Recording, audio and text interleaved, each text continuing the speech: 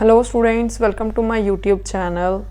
आज की इस वीडियो में हम करने वाले हैं एक ऐसा क्वेश्चन जिसका सल्यूशन आपको गूगल पर भी सही मिलने वाला नहीं है। गूगल पे जिस तरीके से इस क्वेश्चन को किया गया है वैसे इसका आंसर तो करेक्ट आ रहा है, पर उसकी जो एक्सप्लेनेशन है वो करेक्ट नहीं है। जो बच्चों को समझ के क्वेश्चन करने की आदत है उनको तो इस क्वेश्चन ने बहुत ही ज़्यादा कंफ्यूज किया होगा, लेकिन हाँ, जो बच्चे क्रैमिंग कर लेते हैं मैथ्स में भी उन्होंने तो क्रैम कर ही लिया होगा।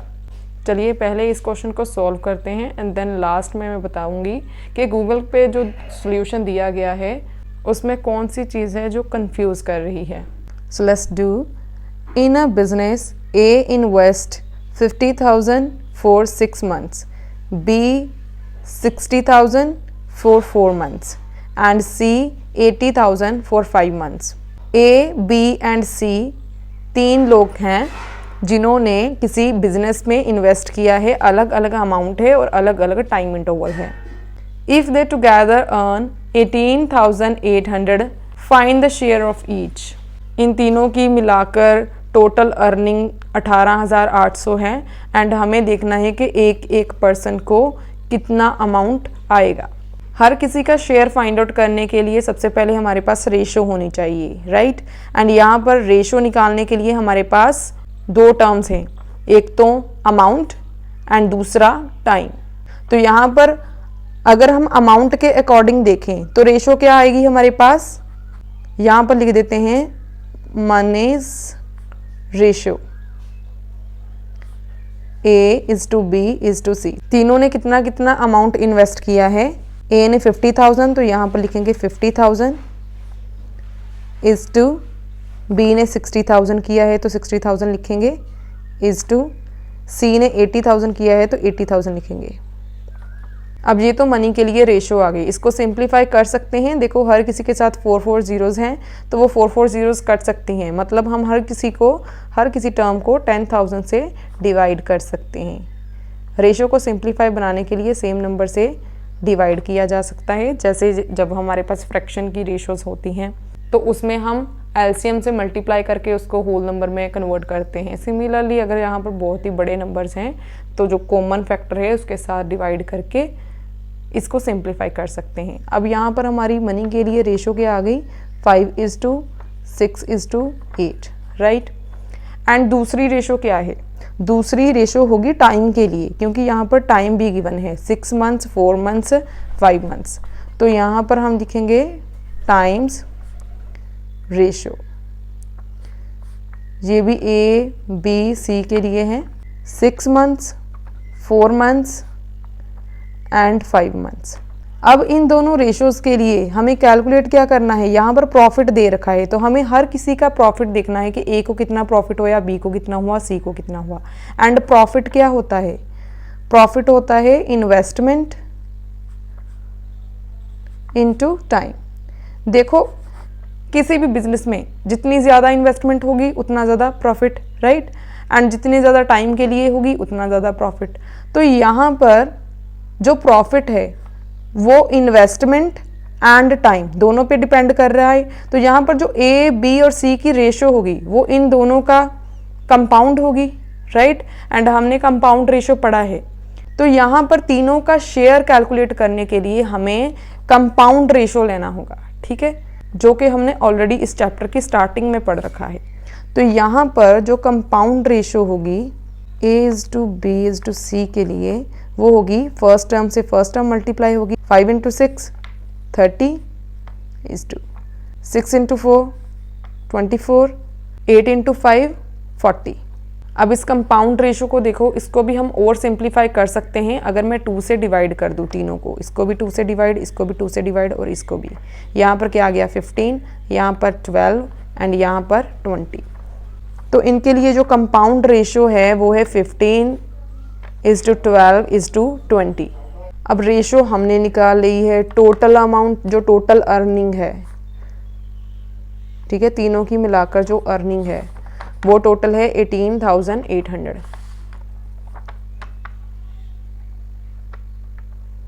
राइट।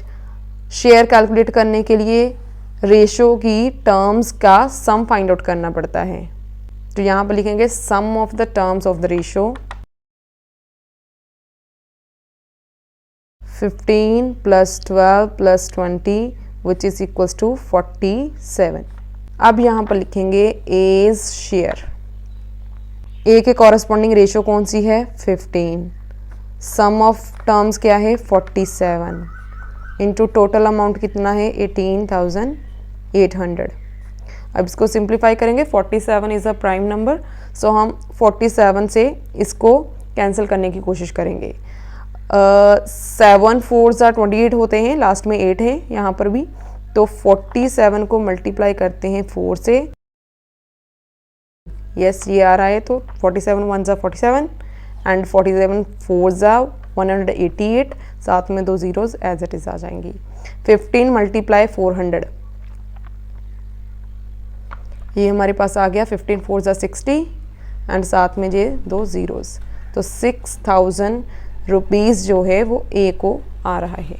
ठीक है, ऐसे ही बी का शेयर फाइंड आउट करेंगे। 20 शेयर, बी के कॉरस्पॉन्डिंग रेशियो कितनी है 12, सम ऑफ टर्म्स 47 इंटू 18,800, यहाँ पर अगेन 400 आ जाएगा कैंसिल करके, 12 मल्टीप्लाई 400, 12 4 48 एंड साथ में 2 जीरोस, तो यहाँ पर 4,800 बी का शेयर आ रहा है।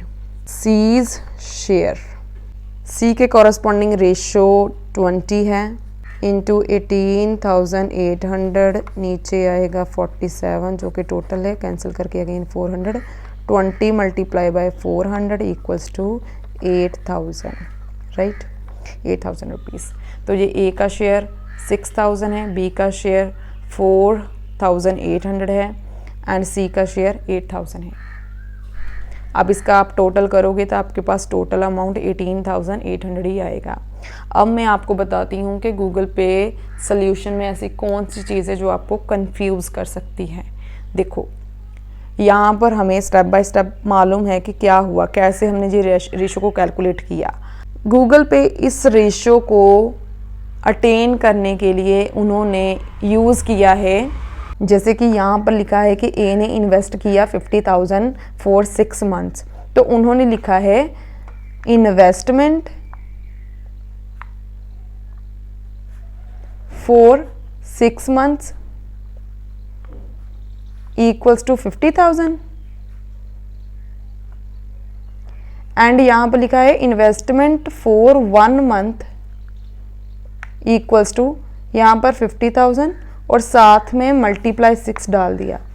अब आप बताओ, आपने यूनाइटरी मेथड भी किया है, ठीक है, अगर 6 मंथ्स के लिए इन्वेस्टमेंट 50,000 है तो 1 मंथ के लिए इन्वेस्टमेंट कम होगी, राइट, ऑब्वियस सी बात है। 6 मंथ के लिए अगर 50,000 इन्वेस्टमेंट है तो 1 मंथ के लिए जो इन्वेस्टमेंट है वो कम होगी, मीन्स उसको हम इसको 6 के साथ डिवाइड करेंगे, मल्टीप्लाई नहीं करेंगे। बट इस क्वेश्चन का जो आंसर है वो इनको मल्टीप्लाई करके आ रहा है, दैट्स वाई उन्होंने ना डायरेक्ट इसको इसके साथ मल्टीप्लाई कर दिया है।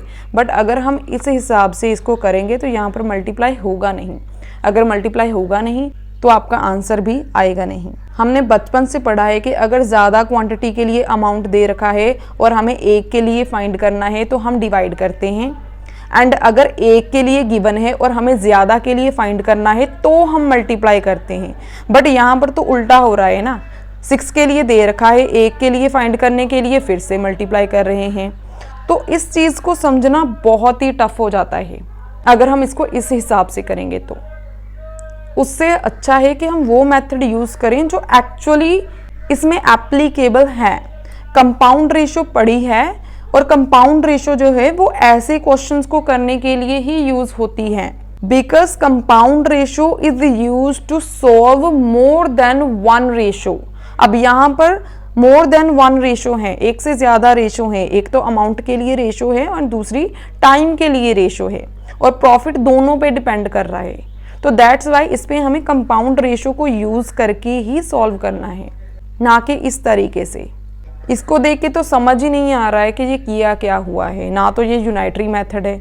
तो इस सोल्यूशन में कंफ्यूज होने से अच्छा है कि इसको इस मेथड से करो जो कि करेक्ट है। Thanks for watching.